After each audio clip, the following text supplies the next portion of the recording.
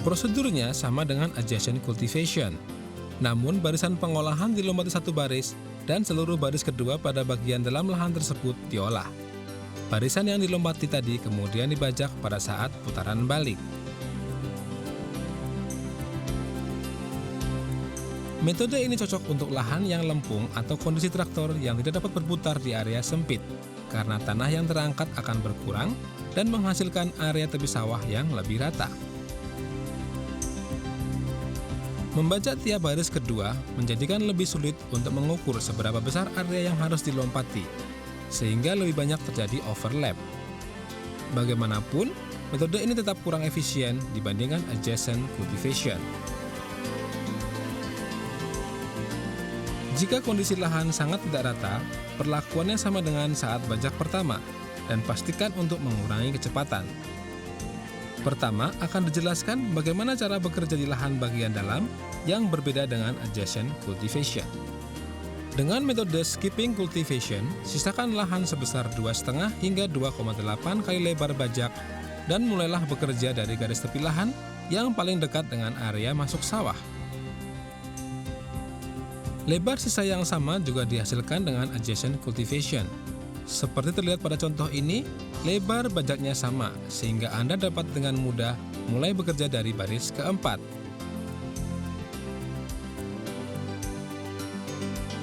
Naikkan bajak rotari dan berputarlah setelah menyelesaikan baris pertama. Sisakan sekitar 80 hingga 90% dari lebar bajak, kemudian masuk ke baris selanjutnya. Untuk selanjutnya, sisakan jarak sesuai lebar bajak dan lanjutkan.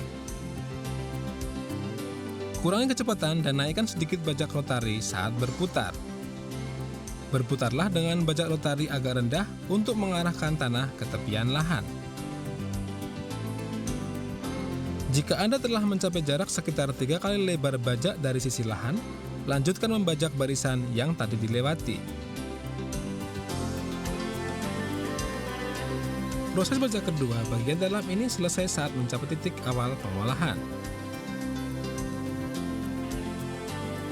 Lahan bagian dalam dibajak dengan cara yang sama seperti adjacent cultivation. Pada saat membajak 4 sudut bagian luar lahan, jalankan traktor perlahan. Naikkan sedikit bajak rotari, berputar 90 derajat dan mundur. Selanjutnya, turunkan bajak rotari sedekat mungkin ke tepi lahan dan mulailah bekerja. Prosedur ini diulangi untuk keempat sudut lahan. Lahan yang terlihat seperti ini artinya sudah selesai diolah.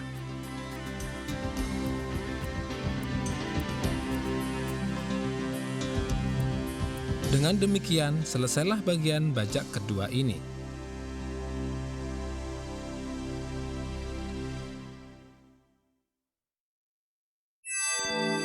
Berikut adalah penjelasan mengenai cara berkendara di jalan. Traktor L4508 menggunakan transmisi sliding mesh, sehingga Anda tidak dapat mengganti gigi pada saat traktor berjalan. Hentikan traktor dan ganti gigi sebelum maju berjalan. Sangat penting juga untuk selalu menurunkan gigi kecepatan di awal tanjakan sebelum berjalan naik.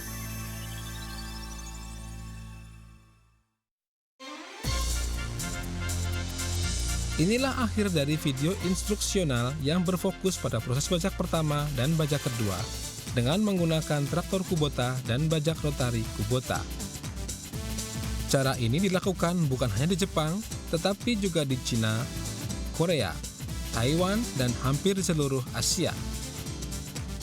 Karena penyiapan lahan yang baik adalah dasar dari peningkatan kualitas dan kuantitas hasil panen padi. Dan karena proses bajak rotari merupakan cara paling sesuai untuk mendapatkan pengolahan lahan yang baik, cara ini memungkinkan hasil bajak yang rata dengan kedalaman yang pas. Gunakanlah metode bajak rotari ini untuk memperoleh panen yang stabil dan berkualitas.